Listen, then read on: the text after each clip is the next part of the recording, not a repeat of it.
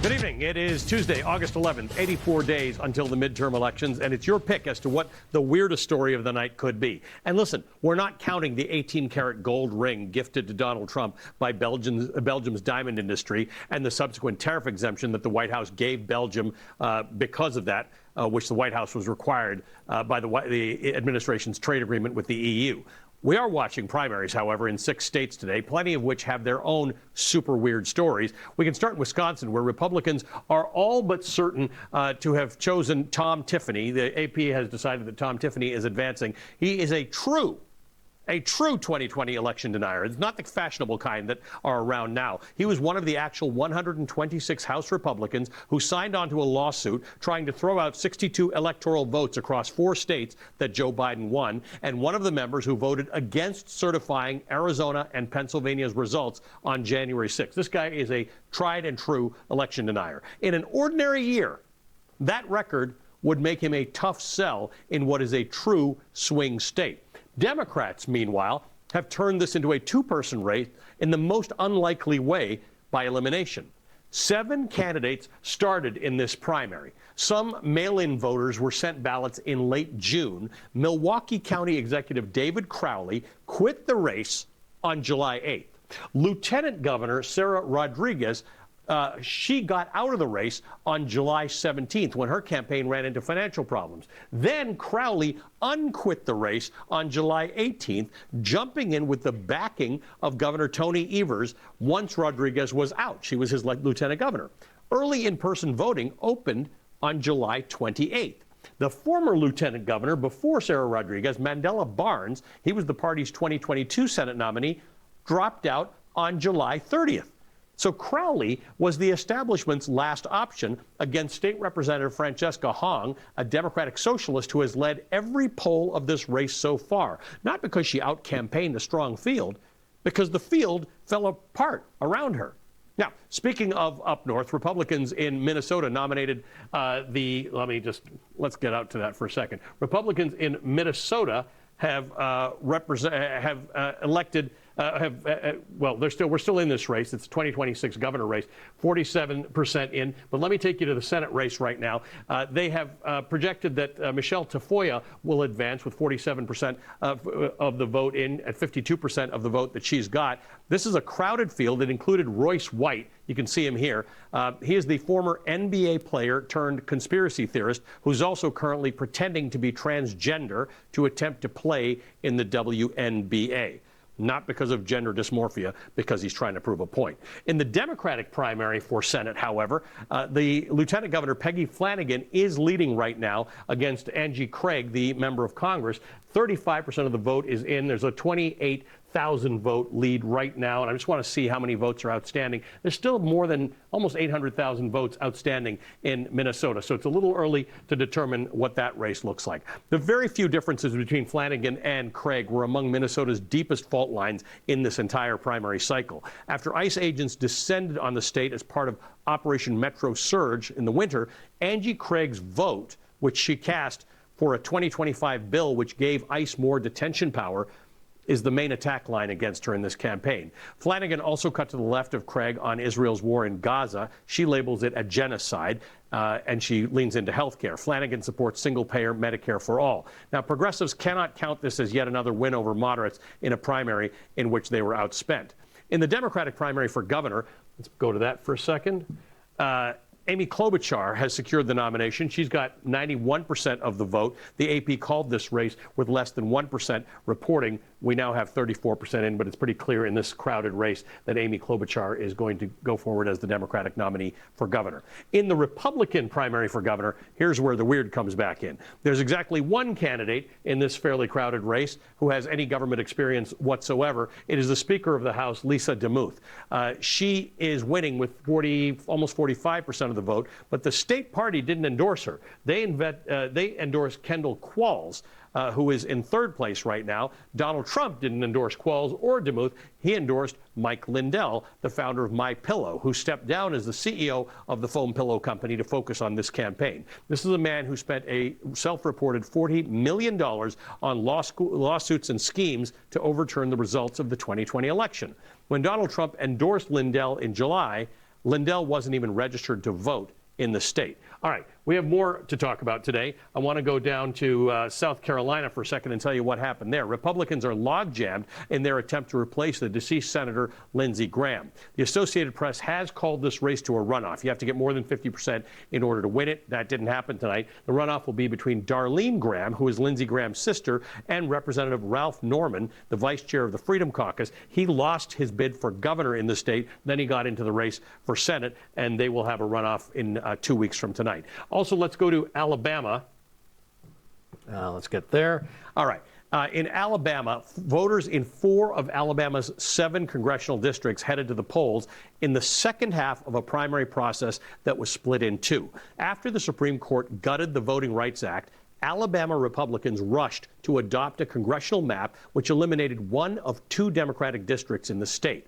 The districts, unchanged by that move, went ahead with their primaries. Today, the remainder of the districts voted. In Alabama's 2nd congressional district, the one drawn to flip from a Democrat to a Republican, the Democratic incumbent, Shamari Figurs, will face the Trump-endorsed state representative, Rhett Marcus. All right, I also want to tell you about Connecticut. I don't have that on the board here, so let's just go to it right now. It's a House primary over here. All right, let's go to the 1st district in Connecticut. This is the first time in 28 years that the incumbent John Larson has faced a primary challenge, and he has lost. The 78-year-old was defeated by the former mayor of Hartford, Luke Bronin, 53.6 to 33.3. John Larson's loss marks the 7th Democratic incumbent to lose their primary, including 2, Al Green and Julie Johnson. This is an unusual situation because these 2 were redistricted, and they were sitting Democrats running against other sitting Democrats due to redistricting. But if you count them all, there are 12 incumbents in Congress, including 2 Republican senators who have lost their primaries. All right, let's talk about this for a little while we wait for those results to come in from Wisconsin and Minnesota. Joining me now, Basil Michael, MSNOW political analyst and Democratic strategist. He's also the former executive director of the New York State Democratic Party. Abby Livingston joins us as well. She's a contributor at Puck News.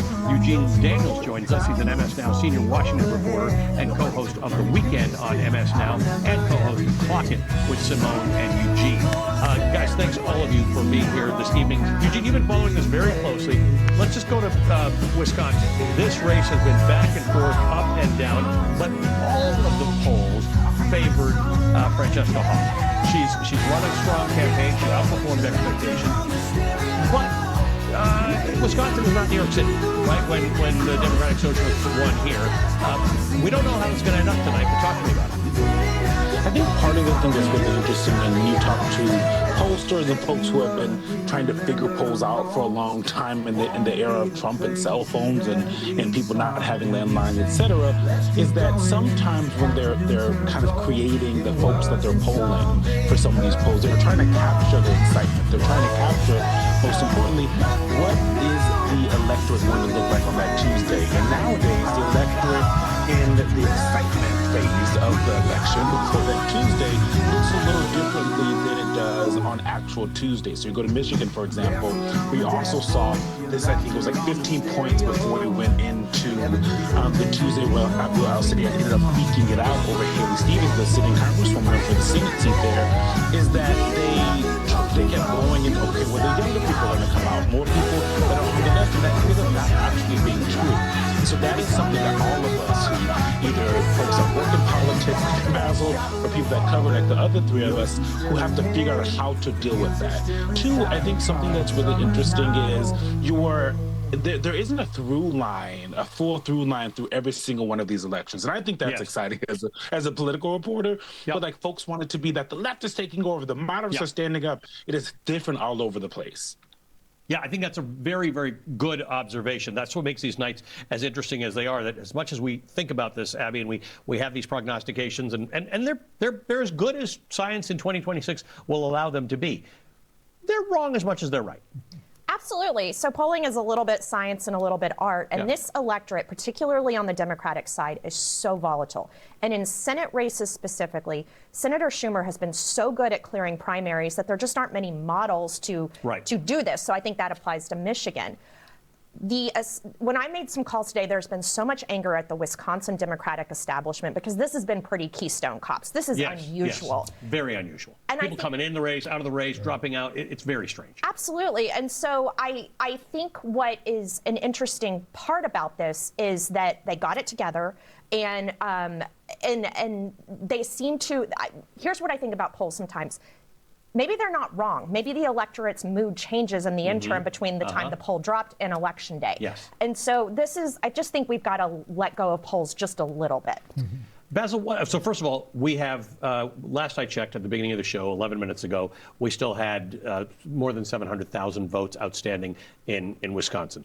The spread, as I can see it right now, is 745 votes. Oh. So we don't know which way this is going to go. Right. Michigan's done a pretty good job of El Sayed and Haley Stevens and the party kind of saying, all right, this is over. We have less than 90 days to go before the election. Right. Let's pull this together. Right. At some point, someone's going to win tonight or tomorrow in Wisconsin. What does this look like? Because these are different kinds of candidates. There are different kinds of candidates. And to Eugene's point, there is no real through line in terms of progressive versus moderate.